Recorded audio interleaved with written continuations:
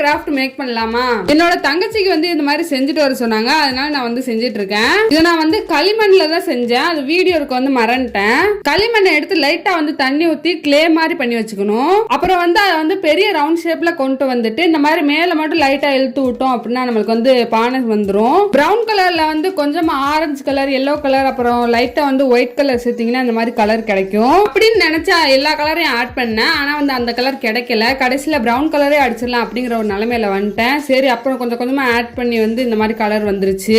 அப்புறம் வந்து இந்த மாதிரி ஒயிட் கலர் பெயிண்ட் எடுத்துட்டு இந்த மாதிரி கோடு கோடா போட்டு அங்கங்க டிசைன் மாதிரி போட்டுக்கிறேன். நீங்க உங்களுக்கு என்ன டிசைனுமோ அந்த மாதிரி போட்டுக்கலாம். நான் வந்து இந்த மாதிரி டிசைன் கொடுத்துக்கிறேன். பின் பிரஷ் வச்சு கொடுத்துக்கோங்க, அப்பதான் பார்க்க நல்லா இருக்கும். அப்புறம் டிசைன் எல்லாம் போட்டு முடிச்சிட்டு அப்புறமா அங்கங்க வந்து இந்த மாதிரி உள்ளாக்க டாட் வச்சு எடுத்துக்கிட்டீங்கன்னா பார்க்க சூப்பரா இருக்கும். நீங்க இதே மாதிரி கிளேல கூட பண்ணலாம். ஆனா அது வந்து காத்து மாதிரி இருக்கும், இது வந்து ஸ்ட்ராங்கா இருக்கும். பட் அது வந்து கீழே போட்டா உடையாது, இது கீழே போட்டா உடஞ்சிரும். நீங்களும் ட்ரை பண்ணுங்க.